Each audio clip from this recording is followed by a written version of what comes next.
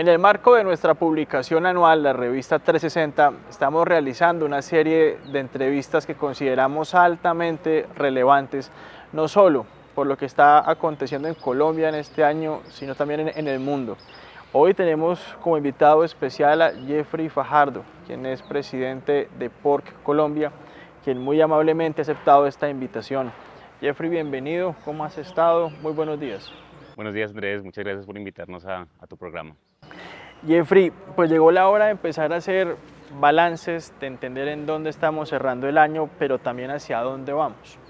El 2024, ¿qué significó por Colombia? Con todos los bemoles que pudo haber tenido, con todas las situaciones retadoras, económicas, de orden público, pero también de un sector que en el país ha venido creciendo año tras año. El año 2024 es probablemente el año de la mayor estabilidad que ha vivido el sector porcícola en todos los tiempos. Esto es la consecuencia de que todas las fuerzas que cambiaron estructuralmente los fundamentales del mercado mundial como consecuencia de la pandemia, esas fuerzas ya se debilitaron lo suficiente para que los mercados se estabilicen cuando sus fuerzas internas también se lo permiten. ¿A qué me refiero? El mercado, por ejemplo, de granos, maíz, soya, torta de soya, ha vivido una estabilización plena en el año 2024 y eso le ha permitido a los porcicultores, considerando que el 75% de los costos de producción en porcicultura se derivan del costo del alimento balanceado, le ha significado a los porcicultores poder estabilizar así también las fuerzas del mercado hacia el consumidor y eso ha significado en últimas que el sector porcícola sigue destacándose, pero en el año 2024 aún más como uno de los menores generadores de inflación en el país. Entonces ha sido un año en el que costos de producción se han estabilizado, los precios al consumidor han estado tremendamente estables, el aporte en el índice de precios al consumidor de la porcicultura no ha sido de más del 1.1% durante el año, de manera que hemos sido jalonadores de la estabilización macroeconómica de precios y en general pues es un sector que sigue destacándose por un crecimiento que es cada vez más inteligente, se crece de manera ordenada, pero sobre todo en función de generar más prosperidad para las familias que se dedican a esta actividad. Si nos vamos un poco más adentro, como a una pequeña radiografía, y miramos ese estado actual de la industria porcícola y lo miramos 10 años, 15 años atrás, ¿qué tanto ha cambiado y cómo ha sido ese impacto en la economía no solo de las familias, sino del país? En general, lo que podríamos decir sobre la fotografía actual es que efectivamente Colombia ya es un país porcícola. Colombia ya tiene una porcicultura que genera un Producto Interno Bruto que casi que triplica el Producto Interno Bruto del café, por ejemplo. A pesar de que el café, por supuesto, es nuestro producto emblemático en el mundo, ya a nivel de Producto Interno Bruto, porcicultura genera más PIB que café y se sitúa casi que al nivel de sectores tan importantes como la industria láctea y como la industria avícola. Eso significa entonces que durante este tiempo, en los últimos 15 años, se ha dado una transformación en la que el sector le ha apuntado a convertirse en un gran jugador en el mercado de alimentos en el país y eso ha pasado pues por una transformación enorme principalmente enfocada en dos frentes, el frente del consumo per cápita y el frente de la industrialización y la tecnificación del sector en sí mismo. Entonces, hace 15 años, por Colombia empieza una carrera contra el tiempo para iniciar una desmitificación de la carne de cerdo a través de unas campañas fenomenales de promoción al consumo, pero esas campañas de promoción al consumo, por más que han sido premiadas con los premios más altos en América Latina por el éxito sostenido que han tenido, no hubieran tenido ningún eco si el producto en sí mismo no se hubiera transformado y no le generara la tranquilidad que hoy le genera a un consumidor colombiano consumir carne de cerdo.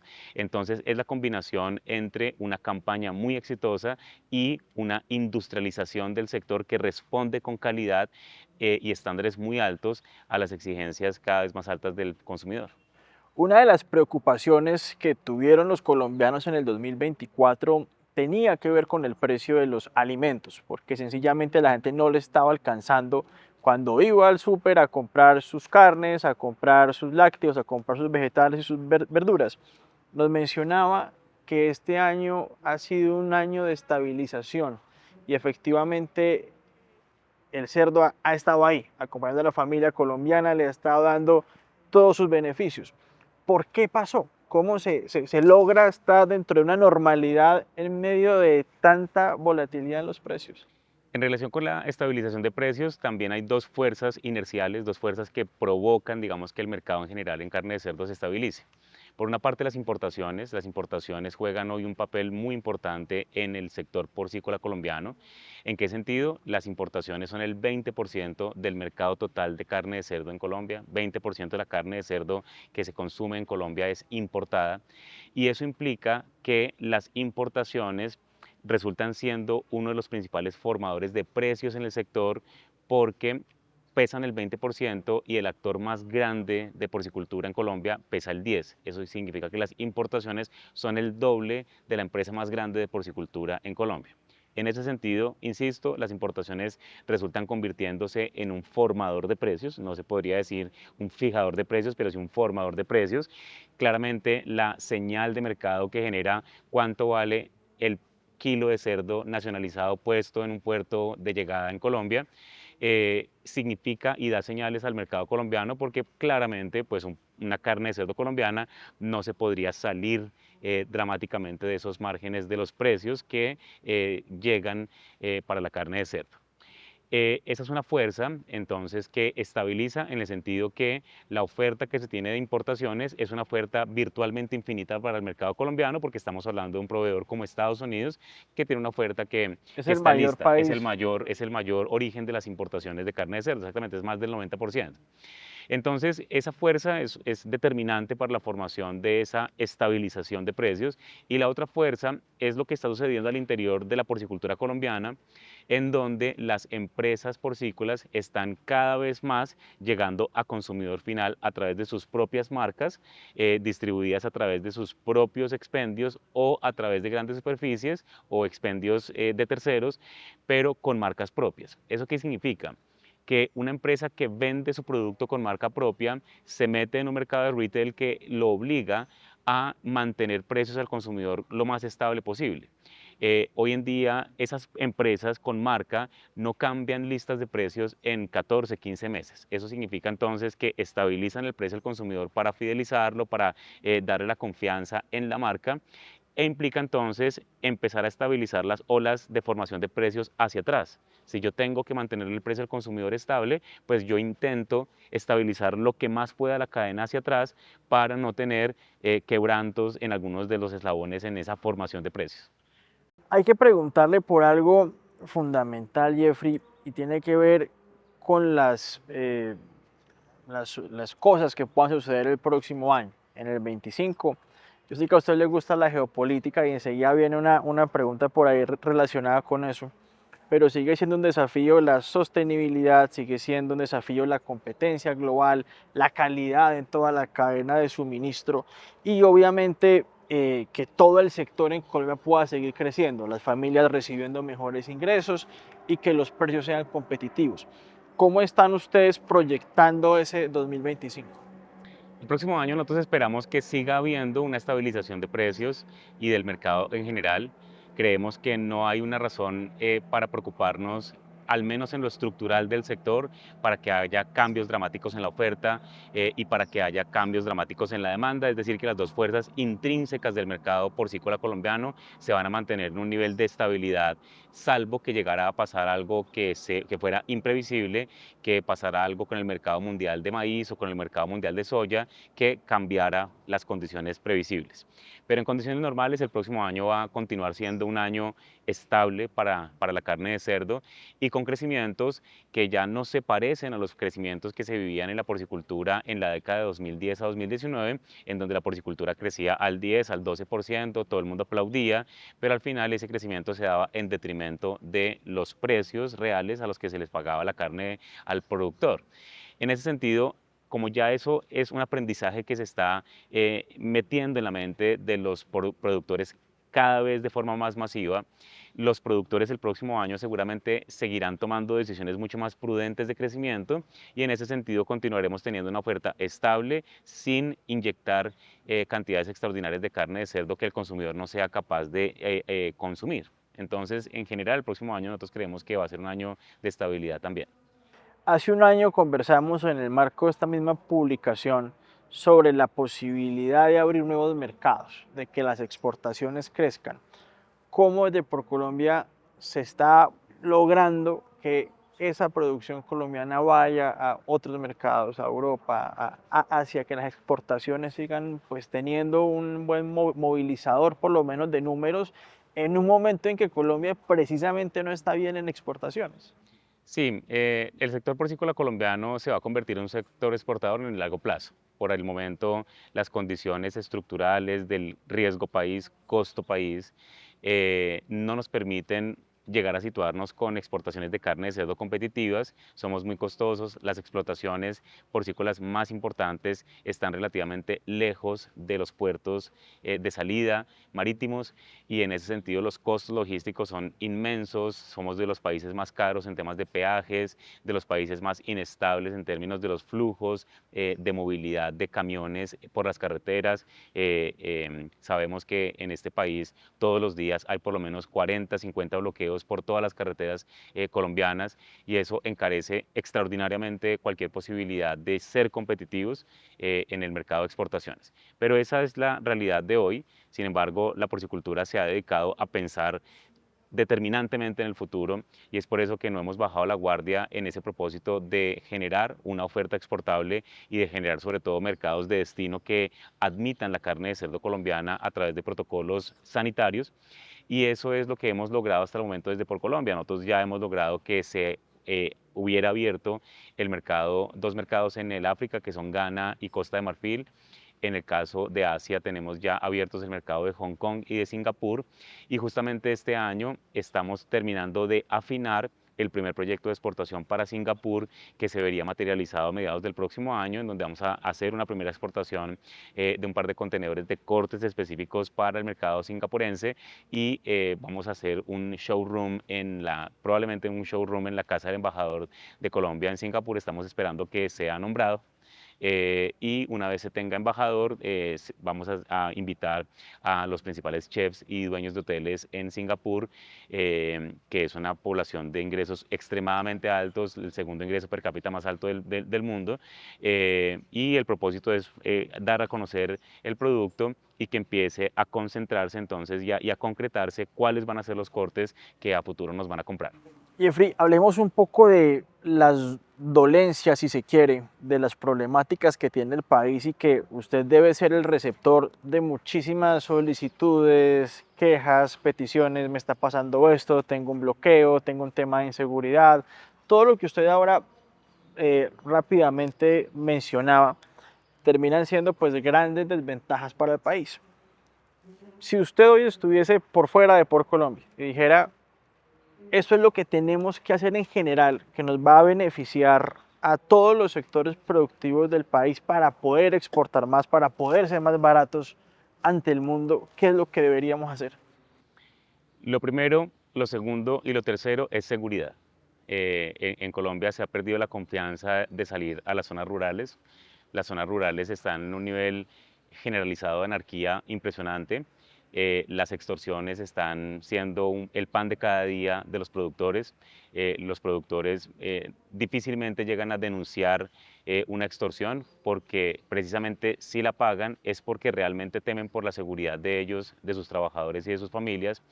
Y eso es algo que está generalizado en el país, no solamente en el sector porcícola, sino en todo el agro colombiano.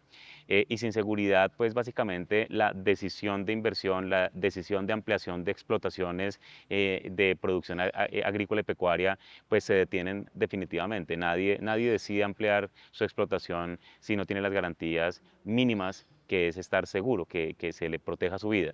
Eso ha venido deteriorándose dramáticamente en Colombia en los últimos años. Nunca hemos estado en una situación perfecta, por supuesto, pero claramente el deterioro ha sido también muy acelerado y por esa razón creería que ese es el elemento uno, 2 y 3, la seguridad en el campo. Por otra parte, creo que el campo amerita un enfoque en la estabilidad en las reglas de juego. Los productores en el campo viven todos los días un cambio de un decreto, un cambio de una ley, un cambio de una norma, les cambia las reglas de juego tributarias todos los años. Colombia es absolutamente prolífica en la generación de reformas tributarias. Prácticamente todos los años tenemos una reforma tributaria y eso significa reglas de juego que van cambiando y que hacen imposible prever el futuro con estabilidad y planificar cómo se va a llegar a ese futuro. Entonces, el siguiente nivel es estabilidad en las reglas de juego, estabilidad jurídica en las reglas de juego. Y por supuesto, yo creo que en general tenemos una deuda pendiente, una discusión intelectual, pero una discusión también de política pública que superar. Y es que Colombia tiene que superar la barrera mental que tiene de que las explotaciones en el agro colombiano deben ser explotaciones pequeñas, ¿sí? Con explotaciones pequeñas nunca vamos a ser capaces de exportar nada porque las explotaciones pequeñas no logran las economías a escala que se requieren para lograr ser realmente de manera sostenible un exportador. En ese sentido, Colombia no ha tenido realmente una discusión ambiciosa, sui generis, en donde realmente se ponga sobre la mesa la necesidad de que efectivamente haya grandes inversionistas de la tierra, así sea inversión extranjera directa o inversionistas colombianos con su propio capital que le apunten a grandes extensiones de tierra en toda esta frontera agrícola que se puede ampliar, especialmente en la altillanura y en algunas partes del Caribe colombiano, en donde se le permita a esos inversionistas hacer inversiones de 80, 100 años, ¿sí? Con estabilidad, con garantías en las reglas de juego. Sin eso no vamos a ser capaces. Realmente seguiremos siendo un país minifundista, un país que todo lo contrario a generar grandes explotaciones, lo que hace es cada vez ir Empequeñecerse, sí. creando, empequeñecerse exactamente, ir creando cada vez una mayor atomización de la tierra, en donde realmente eso resulta siendo es una condena de pobreza para todos. Hay una cosa que si la buscáramos ejemplificar, usted mencionaba que los centros de explotación están muy lejos de los puertos y fuera de eso tampoco están las vías en su mayoría suficientes, sino es que están bloqueadas. Uno, ¿hay posibilidad de que se desarrolle explotación cerca a los puertos? Y segundo, ¿en dónde, en qué lugares del país es que más se requeriría una intervención para evitar los bloqueos en la medida de las posibilidades o intervenciones en infraestructura para que nos demoremos menos, cueste menos, ojalá con peajes más competitivos? Eso nos obliga a hablar de región por región, entonces veamos las tres grandes regiones o macrocuencas colombianas que están cerca a puertos, el Valle del Cauca y el Cauca, Antioquia y la costa Caribe. En el caso del Valle del Cauca, el tema es que el Valle del Cauca es el que está más cerca a puerto, en este caso el puerto de Buenaventura, pero ¿cómo es el puerto de Buenaventura hoy? Un riesgo enorme de que haya bloqueos del puerto, hoy sí, mañana no, en que cierren la vía, exactamente, que se contamine la carga. Entonces, si bien las explotaciones del Valle del Cauca porcícolas están nominalmente cerca a un puerto estratégico, las condiciones mismas del puerto son de una inestabilidad total. Antioquia está a punto de tener un puerto muy cerca a las explotaciones porcícolas, especialmente las explotaciones del norte de Antioquia, pero pues por supuesto en general el departamento se vería muy beneficiado de tener un puerto tan cercano, de manera que la expectativa es que Antioquia, que es realmente, valga decirlo, el 45% de la producción porcícola colombiana, Antioquia adquiriría una posición muy, muy estratégica con un puerto que ojalá, digamos, se le permita funcionar con normalidad y que no vaya a ser que las bandas criminales se apoderen de las vías que lo conduzcan, que se repitan historias, exactamente. Pero hay una muy buena expectativa de que Antioquia podría convertirse en un lugar altamente competitivo de cara, digamos, a una expectativa de exportación. Y la costa Caribe tiene, pues, digamos, tres puertos, Barranquilla, Santa Marta, Cartagena, como los principales, pero tiene un problema para la porcicultura colombiana, y es que está ubicada la producción en zonas de vacunación de peste porcina clásica, son zonas no libres de peste porcina clásica sin vacunación, son libres pero con vacunación, y esa condición es una barrera a la entrada de esa carne de cerdo a mercados de exportación. No nos permiten exportar de zonas no libres sin vacunación. Entonces, Antioquia puede exportar, el Valle del Cauca puede exportar, pero la costa Caribe no. Entonces, en eso estamos trabajando con un esfuerzo doblado, triplicado en la asociación para que la costa Caribe alcance a tener en el año 2030 o en el año 2032 algunas de sus zonas libres para que podamos aspirar en ese mediano plazo a facilitar su estrategia de exportaciones. Jeffrey, los conocimientos suyos sobre la agricultura y el comercio en Colombia pues son conocidos públicamente. Acá estamos para hablar de los cerditos, pero tengo que preguntarle por algo. Todo el mundo está tensionado por el nuevo orden geopolítico. entonces que llegó Trump y que le va a clavar aranceles a todo el mundo, eso dice una corriente, bueno, yo pienso quizá distinto, pero hablemos de los cerditos y de Colombia. ¿Cómo puede aprovechar este nuevo orden, esta nueva oportunidad que se da incluso cuando llevamos 30 años o más escuchando es que Colombia puede abastecer a Estados Unidos, Colombia puede volverse la despensa, Colombia puede producir X, Y cosas, pero siempre nos quedamos en el discurso y realmente muy poco hemos hecho para llegar a la acción. ¿Cómo analiza usted esto, particularmente usted que estuvo en las negociaciones con el TLC, en el TLC con Estados Unidos, donde se habló un momento de abrirlo para revisar, no sé qué tan conveniente sea?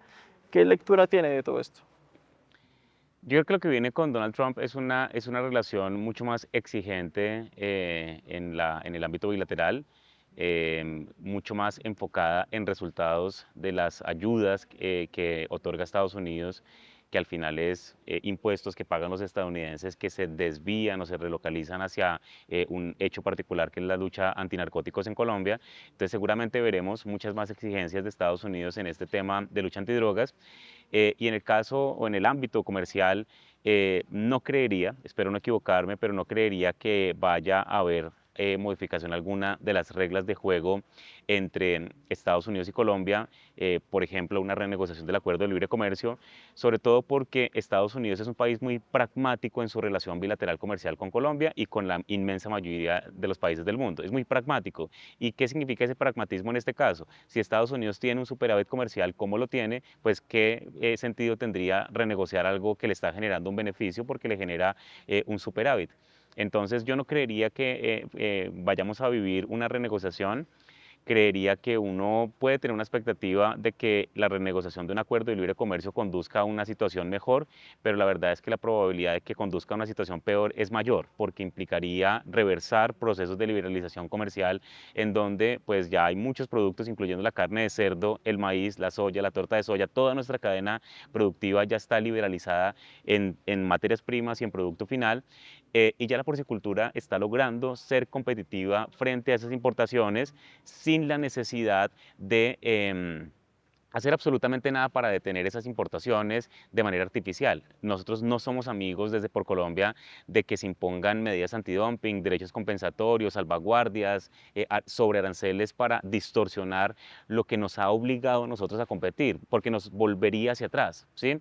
Ese desafío ha sido muy positivo para la porcicultura, lo hemos logrado superar, lo hemos tenido desde el año 2017 cuando la carne de cerdo estadounidense quedó en cero arancel para traer a Colombia y ahí hemos estado defendiendo el mercado colombiano con mucha competitividad. Entonces, para el sector porcícola, para Colombia, yo creo que en general lo que va a pasar es que vamos a tener una relación bilateral en donde se cumpla el acuerdo, ¿sí? Y aquí, pues, yo creo que también es un llamado al gobierno colombiano de que aquí lo que hay que hacer es intentar hacer más promoción de competitividad para ver hacia el mercado de los Estados Unidos, el mercado más rico del mundo en términos reales, porque puede que China hoy supere a Estados Unidos en el Producto Interno Bruto por paridad del poder adquisitivo, pero China tiene 1.500 millones de habitantes. Entonces, en realidad el país que se sienta en las mesas de negociaciones con la mayor capacidad adquisitiva es Estados Unidos, y ese es un mercado que Colombia no ha sido tan estratégico en ver como un mercado destino para más productos que los tradicionales que hemos exportado antes y después del acuerdo. Permítame dos últimas preguntas, Jeffrey, y esa tiene que ver con que hay una persona en el campo colombiano que quiere iniciar en la porcicultura y tiene su capital y quiere incursionar en este mundo. Usted como presidente de este gremio, ¿qué le diría, qué le aconsejaría, cómo debería empezar, a quién debe buscar, cómo puede ir al gremio, cómo puede afiliarse, cómo puede empezar a realmente crear valor en sus territorios, entendiendo que hay una oportunidad tan grande en el sector porcícola? Depende de quién sea ese potencial inversionista. Vamos a decirlo de una forma respetuosa, pero un poco coloquial.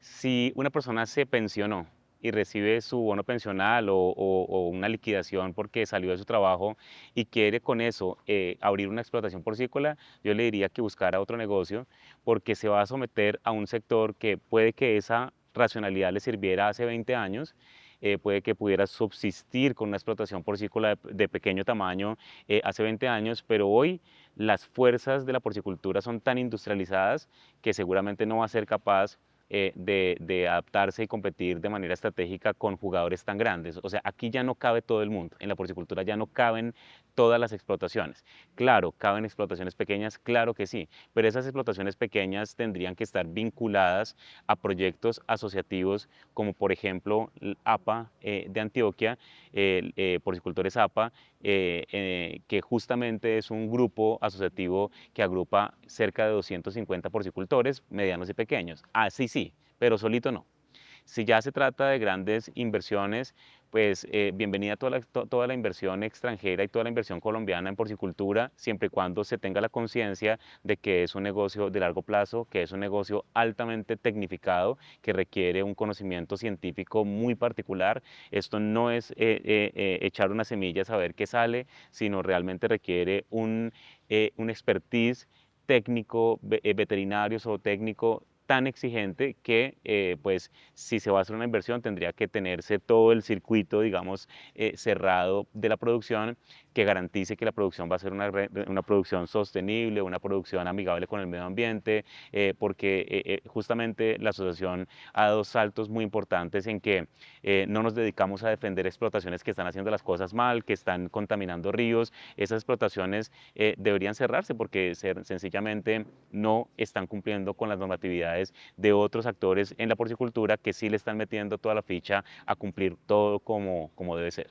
La última pregunta relacionada con asuntos de gobierno. Hemos tenido, si mal no estoy, 3 ministras en este gobierno.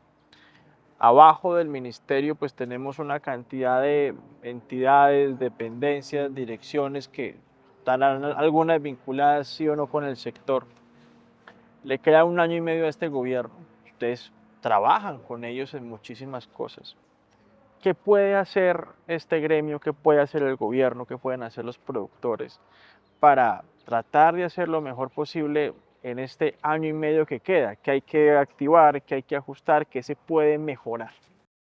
Yo debo decir que la relación con el Ministerio de Agricultura y por Colombia ha sido una relación sumamente cordial. En estos años del presente gobierno ha sido cordial. Eh, yo creo que es como consecuencia de que por Colombia es un gremio muy serio, es un gremio muy ordenado, es un gremio altamente técnico. Somos todo el equipo de Por Colombia, somos empleados de Por Colombia, nosotros no somos porcicultores y en ese sentido tenemos una visión muy desapercibida, muy objetiva de las cosas desde nuestros ámbitos profesionales y eso nos permite tener una altísima credibilidad frente al Ministerio de Agricultura y en general frente al gobierno. Y el Ministerio de Agricultura realmente en ese momento en donde se junta con Por Colombia, que es en la junta directiva del Fondo Nacional de la Porcicultura, que preside el Ministerio de Agricultura, la verdad es que la actitud ha sido cordial. Nosotros no tendríamos queja, digamos, en general de esa relación. Nos preocupa un poco más lo que sucede con el ICA. El ICA sí ha venido viviendo un deterioro considerable porque ha habido mucha inestabilidad de las cabezas de los ejes temáticos, de los ejes técnicos, en donde realmente ahí no puede haber, no debería haber improvisación, ahí no debería politizarse la entidad poniendo el hijo de o el recomendado de, sino que debería mantenerse blindada la organización, el instituto de cualquier politización y eso sí que ha pasado. El ICA sí se ha venido deteriorando en su nivel técnico porque se ha politizado mucho, de manera que este año y medio ese sería de las cosas que se podría corregir, se podría realmente retornar a esa robustez técnica que tiene el ICA, porque justamente el ICA es el que hace la diplomacia sanitaria, ese es el que encara los procesos de admisibilidad, no solo de carne de cerdo, sino de todos los productos que estamos aspirando a vincularnos a circuitos de producción internacional y eso entonces implica que con un ICA en las condiciones que estamos ahorita pues es difícil que se logre. Entonces ICA, tarea pendiente, relación con el Ministerio de Agricultura es muy fluida, es muy tranquila, muy respetuosa, muy cordial, con un proceso de construcción de confianza que no fue fácil al principio, pero que se dio y es un hecho. Jeffrey Fajardo, presidente de Por Colombia, ha sido usted muy amable por aceptar esta conversación. Le deseamos muchos éxitos a usted y a toda la industria en el país, que puedan tener un 2025 exitoso también. Mil gracias igualmente para ustedes en 360.